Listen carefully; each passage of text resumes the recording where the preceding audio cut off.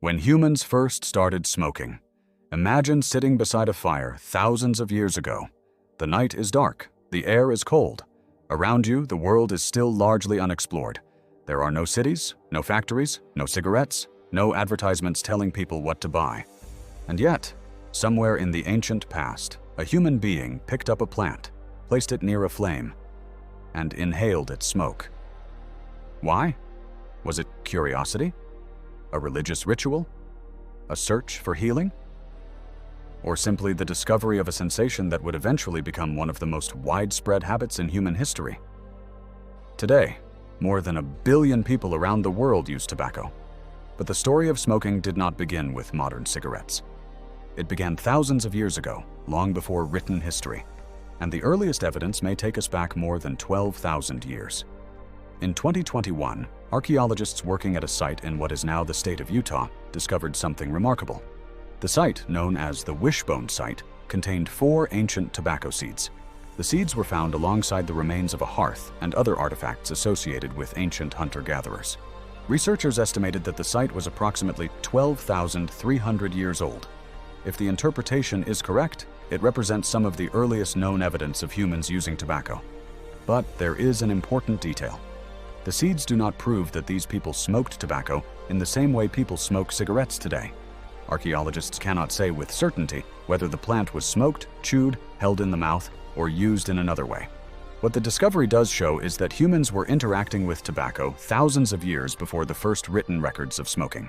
And this raises an even bigger question: why would ancient humans use tobacco at all? To understand that, we need to look at the world they lived in. For prehistoric hunter-gatherers, plants were not simply plants. They were food, medicine, poison, fuel, and sometimes part of the spiritual world. Ancient people observed the natural environment closely. They learned which plants could heal wounds, reduce pain, alter the senses, or produce unusual physical effects. Tobacco contains nicotine, a powerful chemical that affects the brain. When absorbed, nicotine can produce feelings of stimulation and alertness. It can also affect mood and create dependence. But ancient people did not understand chemistry. They understood experience. A plant made someone feel different, perhaps more alert, perhaps calmer, perhaps connected to something they believed was beyond the ordinary world. And for many indigenous cultures of the Americas, tobacco became far more than a recreational substance. It became sacred. The plant was used in ceremonies, prayer, diplomacy, and healing traditions. In some cultures, tobacco smoke was believed to carry prayers toward the spiritual world. In others, tobacco was offered during important agreements or ceremonies. But these traditions were not identical everywhere. The Americas were home to hundreds of indigenous cultures, each with their own beliefs and practices. The role of tobacco varied widely from one society to another. This is important because modern smoking culture is often projected backward onto ancient history. Ancient use of tobacco was not necessarily the same as modern commercial smoking.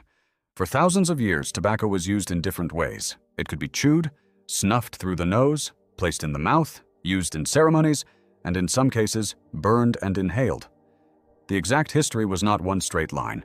It was a long process of experimentation and cultural development. One of the earliest visual records of people smoking comes from the Americas. Mayan artwork dating back more than 1,000 years appears to depict people using smoking tubes or pipes. Some images show figures inhaling smoke from burning substances. The exact materials used in every scene are not always certain. But the evidence demonstrates that smoking rituals existed in parts of the Americas long before Europeans arrived. Then, in the late 15th century, the history of tobacco changed forever. In 1492, Christopher Columbus reached the Caribbean. According to accounts from the voyages that followed, Europeans encountered indigenous people using tobacco. Some were seen carrying burning leaves and inhaling the smoke. Others used pipes. European explorers took tobacco back across the Atlantic. And what had been a plant with deep cultural and spiritual significance in the Americas began spreading through Europe. At first, tobacco was viewed with curiosity. Some Europeans believed it might have medicinal properties. It was sometimes promoted as a treatment for various illnesses. People did not yet understand the dangers of nicotine addiction. They only knew that tobacco produced noticeable effects. As tobacco use spread, so did new methods of consuming it. By the 16th and 17th centuries, tobacco was being smoked in pipes, cigars, and other forms. European powers began cultivating tobacco commercially in the Americas. Plantations expanded, international trade grew, and tobacco became a valuable global commodity. But the modern cigarette was still not yet dominant. That would come later. In the 19th century, manufactured cigarettes began becoming increasingly popular. The invention and development of cigarette-making machinery made mass production far easier. Instead of tobacco being prepared individually, factories could produce enormous quantities of cigarettes. This transformed tobacco from a product used by some people into a mass-market industry. Then came advertising. Tobacco companies began marketing cigarettes as symbols of sophistication, freedom, masculinity, independence, and modern life. The cigarette was no longer simply a plant product. It had become a carefully designed commercial product, and the industry grew enormously. For decades, many people did not fully understand the dangers of smoking. But scientists were beginning to notice something alarming. Doctors observed that lung cancer rates were increasing. Researchers began studying the connection between smoking and disease. By the middle of the 20th century, scientific evidence linking smoking to serious health problems had become increasingly strong. In 1964, the United States Surgeon General released a landmark report linking cigarette smoking to lung cancer and other serious diseases. The report became a turning point in public awareness. Over time, regulations changed, warning labels became common, advertising restrictions were introduced, and the public understanding of smoking changed dramatically. But the story that began with an ancient plant did not simply disappear. Tobacco remains one of the world's most widely used addictive substances, and its history reveals something fascinating about human behavior. The first people to use tobacco were not living in a modern commercial world. They were not surrounded by billboards. They did not have cigarette factories. They could not have imagined that one day tobacco would become a global industry worth billions of dollars. Their relationship with the plant was shaped by their environment, their culture, and their beliefs. The modern cigarette came much later.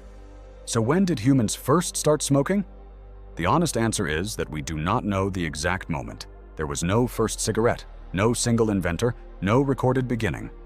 Instead, there was a long history of human interaction with plants, a discovery made by ancient people, a habit that developed in different forms across different cultures, a sacred practice that was transformed into a global commercial industry, and a plant that changed the course of human history.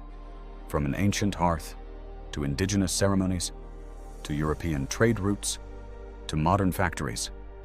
The story of smoking is ultimately a story about how humans interact with the natural world. We discover something.